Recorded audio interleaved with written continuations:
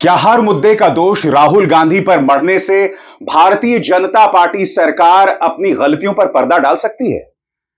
डोकलाम को लेकर राहुल गांधी पर आरोप लगाया जा रहा है कि उन्होंने चाइनीज पक्ष से बातचीत की।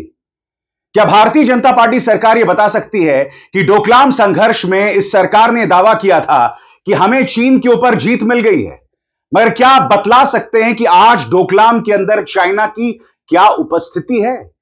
क्या आप देश को यह बतला सकते हैं कि डोकलाम के जरिए चीन ने भारत की घेरेबंदी जो है वो और पुख्ता कर दी है?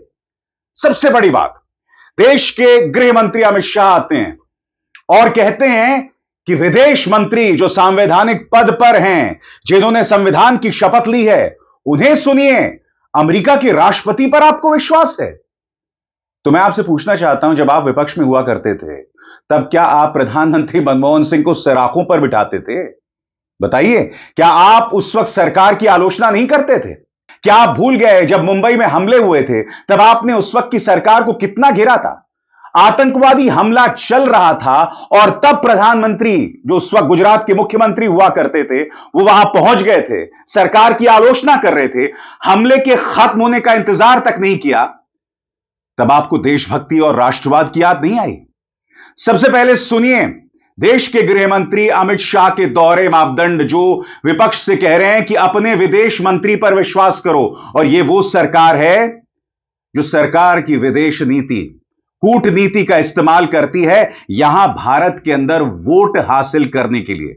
सुनिए क्या कहा देश के गृह मंत्री अमित शाह ने। मेरी एक बात की आपत्ति है, भारत देश का शपथ लिया हुआ विदेश मंत्री यहां स्टेटमेंट कर रहा है, उस पर भरोसा नहीं है, उनको किसी और देश पर भरोसा है।